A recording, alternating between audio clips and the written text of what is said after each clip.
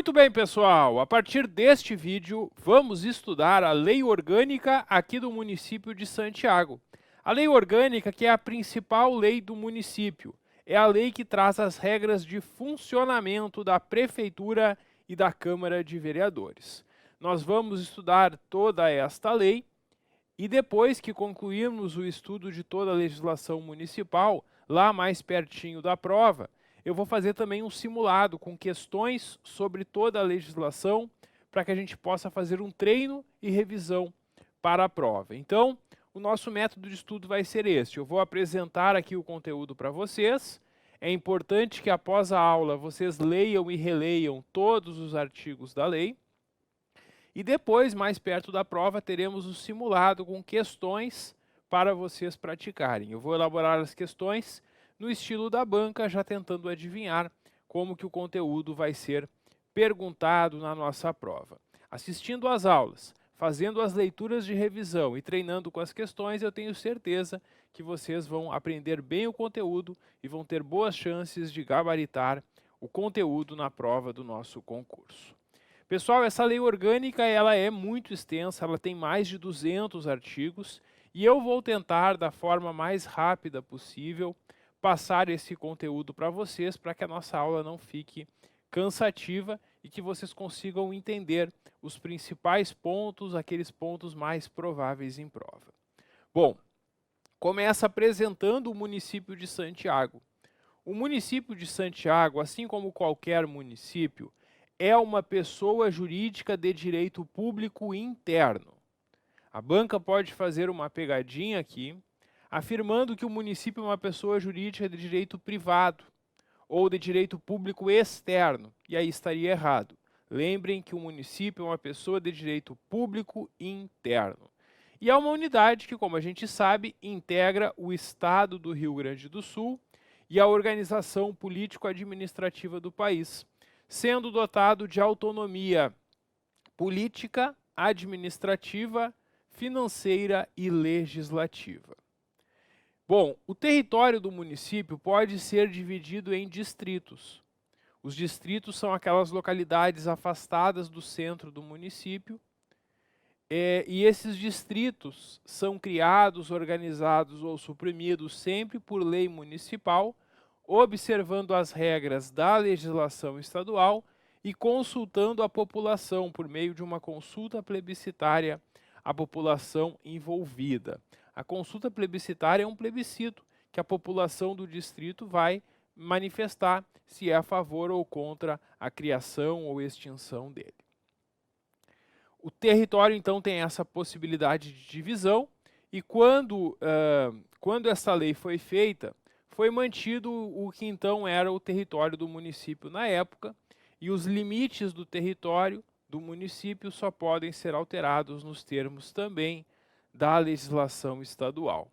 A sede do município dá o nome e tem a categoria de cidade, enquanto a sede do distrito tem a categoria de vila. Então a sede de cada distrito vai se chamar de vila e a sede do município é Santiago, que lhe dá o nome. São bens do município todas as coisas móveis e imóveis, direitos e ações que a qualquer título lhe pertençam. E o município tem direito também à participação pelo resultado da exploração de petróleo, gás natural ou recursos hídricos para fins de energia elétrica no seu território, assim como também recursos minerais e pedras preciosas ou semipreciosas. Aqui são aqueles royalties que são dados ao município pela exploração desses recursos naturais no seu território. O artigo 6º traz objetivos fundamentais do município. São objetivos fundamentais do município contribuir para construir uma sociedade livre, justa e solidária, promover o bem de todos os munícipes, erradicar, acabar com a pobreza, marginalização e reduzir as desigualdades sociais. Os símbolos do município são o brasão, a bandeira e o hino, que representam sua cultura e história.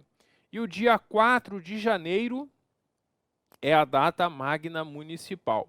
Muita chance de ser perguntada na prova qual é a data magna aqui do município Não esqueçam, memorizem que é o dia 4 de janeiro.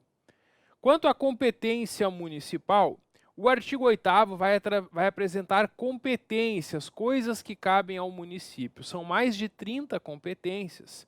E é importante que vocês leiam essas competências porque a banca já cobrou em prova. Então é importante a gente conhecer essas competências. Principalmente cabe ao município tratar de tudo que é interesse local. O que é interesse local, o próprio município resolve.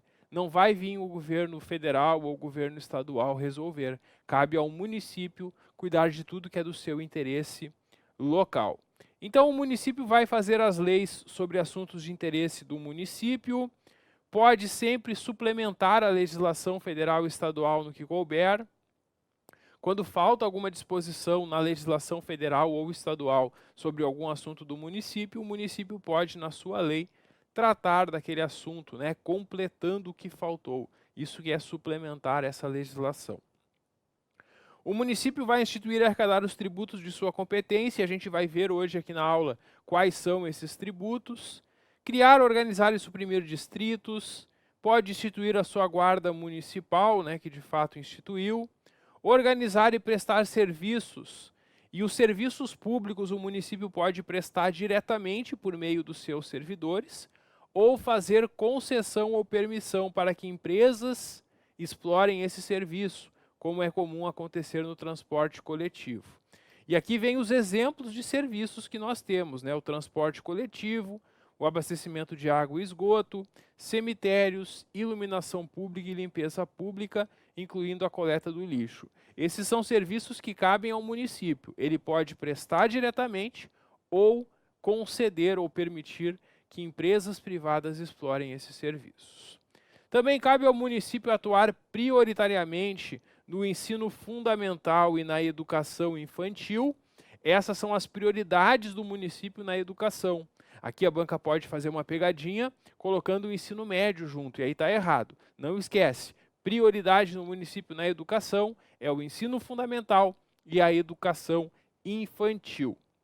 Também manter com cooperação técnica e financeira da União, serviços para atender a saúde da população, promover o patrimônio histórico, artístico, cultural, turístico e paisagístico do município, promover a cultura, recreação, lazer e prática de esportes, fomentar a produção agropecuária e demais atividades econômicas, inclusive artesanal, realizar serviços de assistência social, amparando os necessitados, aqueles que precisarem, realizar programas de alfabetização, atividades de defesa civil, quando acontecem desastres naturais, inclusive combate a incêndios e prevenção de acidentes, promover no que couber o parcelamento e ocupação do solo urbano, elaborar e executar o seu plano diretor, que é a sua norma de desenvolvimento, executar também essas obras de abertura de estradas, drenagem pluvial e conservação de prédios do município.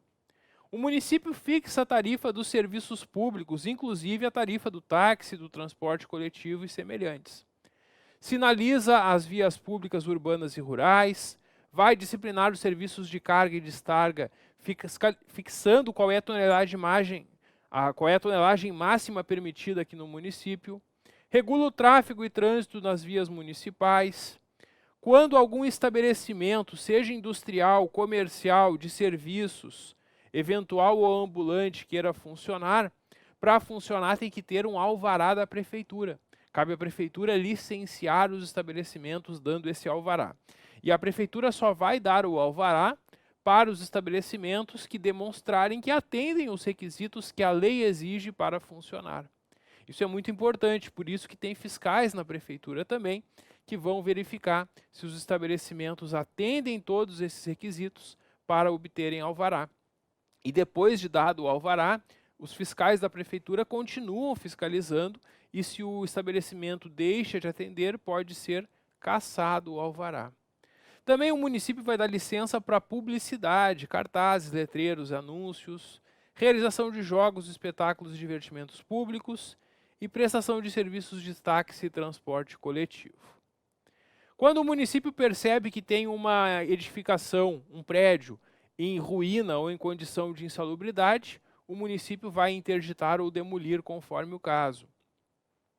O município também legisla sobre apreensão e depósito de animais que são semoventes ou mercadorias, e isso ele faz por meio do seu código de posturas.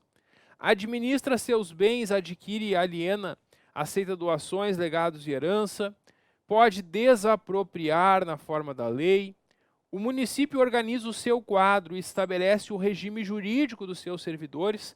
Tem a lei que é o Estatuto dos Servidores, o regime jurídico dos servidores, que é a lei que o município trata dos direitos dos seus servidores, de vocês que vão passar no concurso.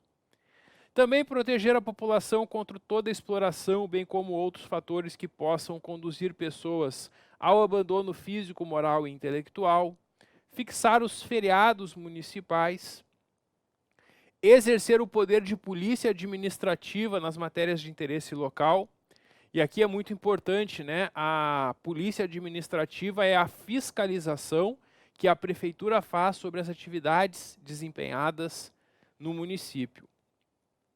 O município também vai dispor sobre autorização, permissão e concessão de uso dos seus bens, vai promover a proteção ambiental e disciplinar a localização nas áreas urbanas e proximidades de culturas agrícolas e mananciais de substâncias de atividades potencialmente perigosas.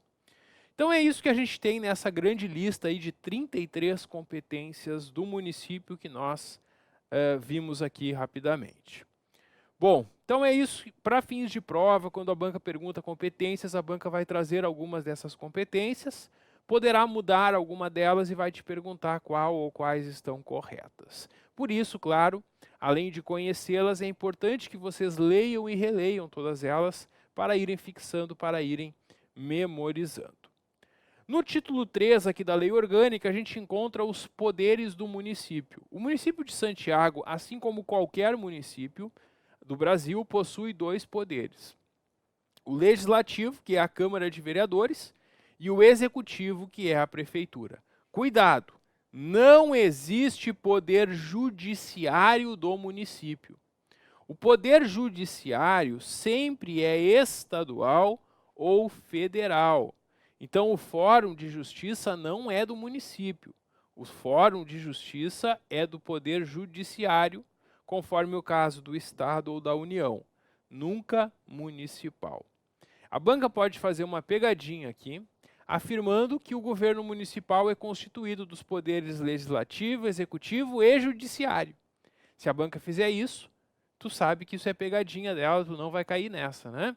Porque o município tem só dois poderes, que são o legislativo, que é a Câmara de Vereadores, e o executivo, que é a prefeitura. Lá na Constituição Federal, a gente encontra os três poderes. Então, uma questão sobre a Constituição Federal poderá pedir os três poderes. Mas questão sobre a lei orgânica, sobre o município, são somente esses dois poderes que existem. Poderes esses que são independentes e harmônicos entre si. Um não depende do outro e eles atuam de forma harmônica, um completa o outro. O parágrafo único prevê que é vedado, é proibido aos poderes municipais a delegação recíproca de atribuições, salvo casos previstos nesta lei orgânica. Aqui está dizendo o seguinte: a prefeitura não pode delegar para a Câmara fazer a sua função, nem a Câmara pode delegar para a prefeitura fazer a sua função. É isso. Bom, agora nós temos o poder legislativo, o capítulo 3, que é um capítulo bem extenso, que a gente vai ocupar uma boa parte da nossa aula conversando sobre ele, certamente até o fim deste vídeo e pelo menos metade do vídeo seguinte, a gente vai tratar só do poder legislativo, porque tem muita coisa para a gente aprender aqui sobre a Câmara Municipal e isso é bastante cobrado em provas, a gente tem que conhecer esses detalhes. Primeira coisa é saber que o poder legislativo é a Câmara de Vereadores, a Câmara Municipal, que tem na sua composição, de acordo com esta lei orgânica, 13 vereadores. Então essa é a quantidade de vereadores prevista aqui na lei orgânica, uma possível questão de prova do nosso concurso. Esse número de vereadores pode ser alterado, observando os limites da Constituição. Então é possível que por emenda à lei orgânica os vereadores mudem a quantidade de vereadores para a próxima eleição. É possível, não é obrigatório, mas eles podem mudar a quantidade, né? Quanto à posse, os vereadores eleitos vão se reunir no dia 1º de janeiro do primeiro ano do mandato. Como a gente sabe, os vereadores são eleitos para um mandato de 4 anos. No dia 1º de janeiro do primeiro ano do mandato, os vereadores se reúnem, então, para tomarem posse e também dar posse para o prefeito e vice, porque na mesma eleição a gente elege vereadores, prefeito e vice. Nessa primeira sessão do ano, no dia 1º de janeiro, a Câmara também vai eleger a sua mesa diretora. Os vereadores vão eleger entre si uma mesa, quer dizer, um dos vereadores vai ser o presidente, outro vai ser vice-presidente, outro vai ser secretário. São funções que os vereadores exercem dentro da Câmara, essa mesa diretora. Bom, e aí diz como vai funcionar essa sessão de posse. Esses detalhes não costumam ser perguntados em prova. Aqui diz que, sob a presidência do vereador que mais recentemente exerceu cargo na mesa ou mais votado dentre os vereadores, ele vai ler esse compromisso de posse e cada vereador vai responder assim o prometo. Depois, concluída a posse dos vereadores, a gente vai ter então a posse do prefeito e do vice-prefeito, que também vai ter este compromisso aqui prestado. O que acontece se algum dos vereadores eleitos não for lá no dia 1º de janeiro tomar posse? Se algum vereador foi para a virada de ano, para a festa de fim de ano, encheu a cara, tomou todas, esqueceu que tinha que assumir o mandato no dia seguinte e não apareceu, ele tem 15 dias para comparecer.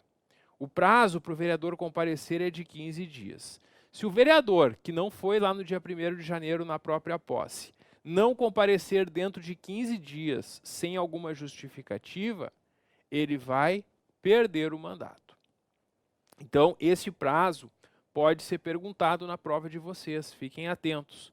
O vereador que não tomou posse na sessão do dia 1º de janeiro tem 15 dias para comparecer, senão perde o mandato. A não ser, claro, um motivo justificado, como um problema de saúde, por exemplo. Bom, atribuições da Câmara.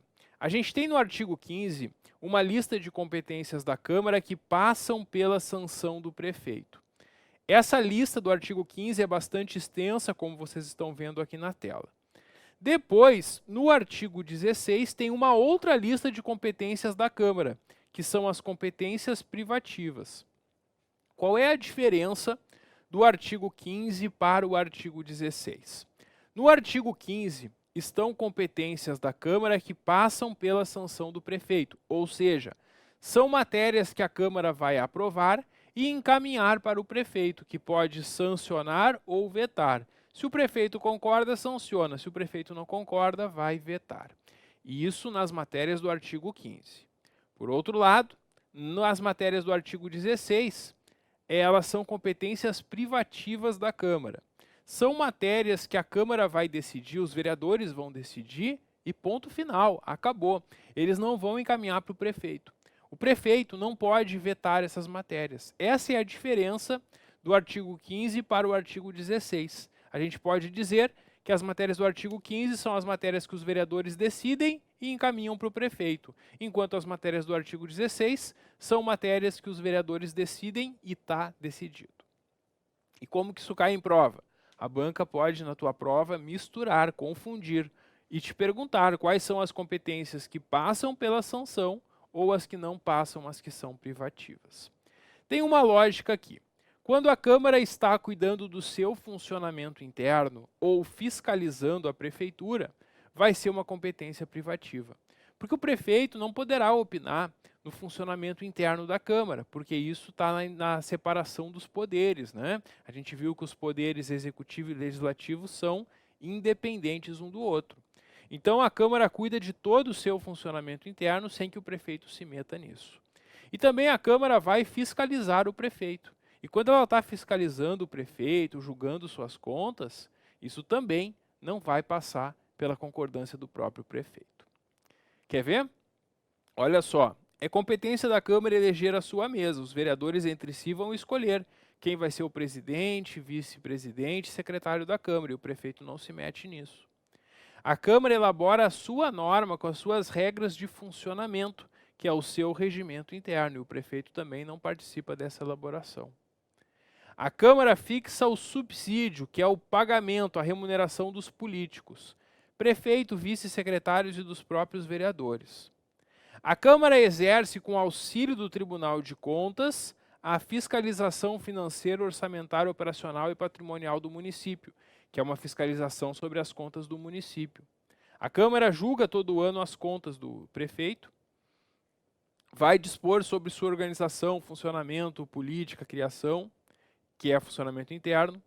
Sempre que o prefeito quiser se ausentar por mais de 15 dias do município, a não ser quando ele esteja de férias ou licença, ele tem que pedir autorização para a Câmara, e aí cabe à Câmara conceder essa autorização.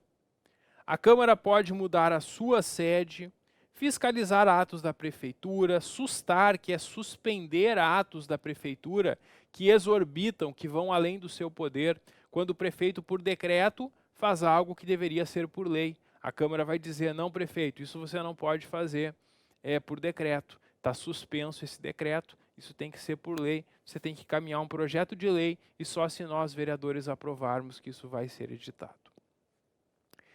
Também é competência privativa da Câmara julgar os vereadores em caso de prática de infração político-administrativa, um processo de perda do mandato dos vereadores.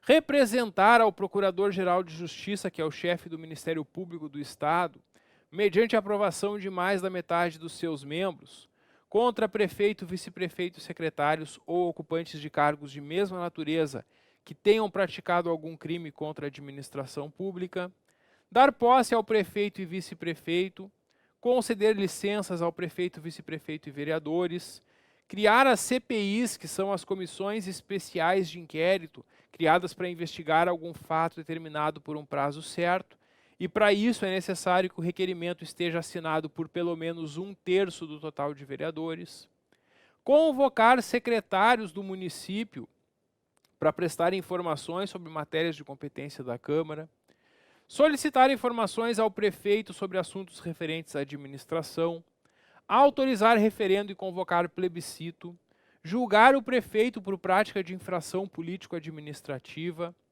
conceder títulos e honrarias a pessoas que tenham prestado serviços relevantes ao município.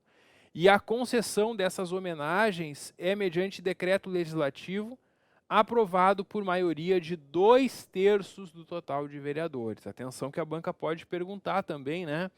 Quantos vereadores são necessários para aprovar, né? Para aprovar a concessão de um título e uma honraria, é necessário o voto favorável de 2/3 dos vereadores. Todas essas que eu acabei de ler aqui do artigo 16 são competências privativas da Câmara, são matérias que a Câmara decide e ponto final. Não vai encaminhar para o prefeito sancionar ou vetar. No artigo anterior, que é o artigo 15, estão as matérias que passam pela sanção do prefeito.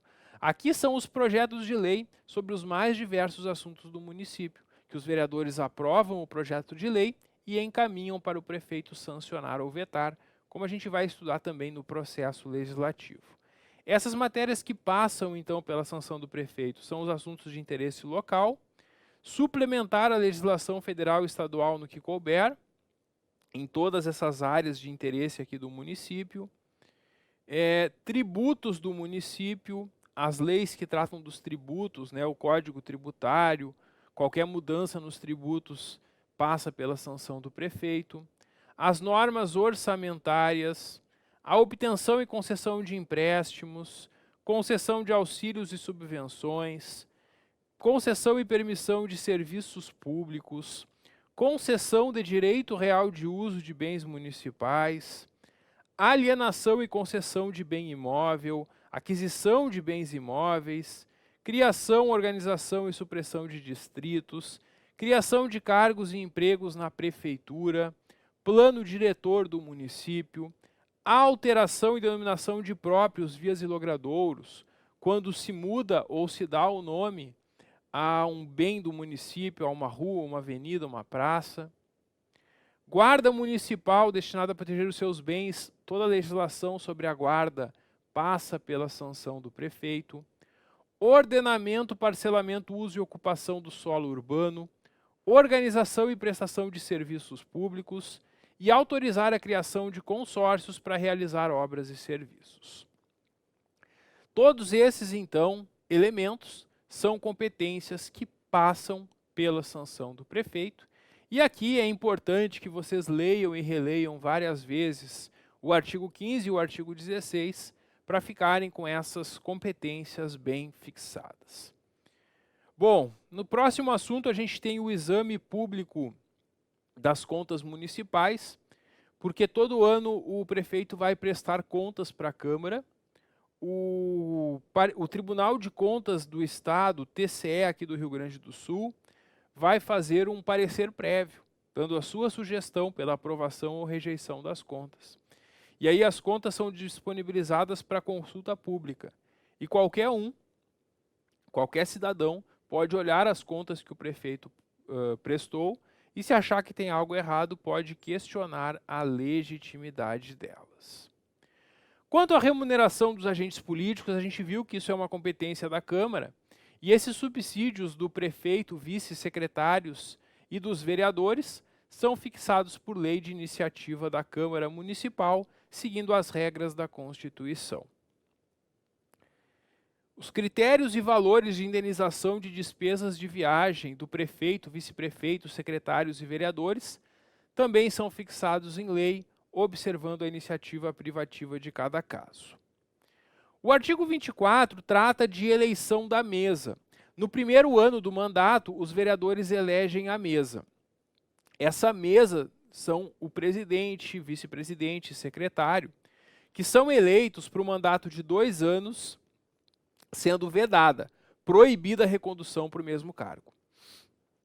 Então, aquele que for presidente da Câmara nos 2 primeiros anos não pode ser presidente de novo nos 2 últimos anos, porque é proibida, é vedada essa recondução para o mesmo cargo na eleição seguinte.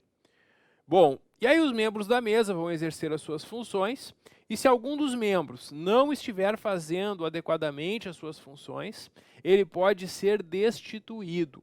A destituição do membro da mesa se dá pelo voto de 2/3 dos vereadores. A banca pode perguntar na nossa prova também, né? Quantos votos são necessários para destituir um membro da mesa? E é o voto de 2/3 dos vereadores. Muito bem, concluímos então este primeiro vídeo e já tratamos de muitos assuntos aqui da Lei Orgânica. No próximo vídeo eu volto para a gente continuar conversando sobre a mesa e demais regras aqui sobre o poder legislativo. Dá um clique que eu já volto. Até logo.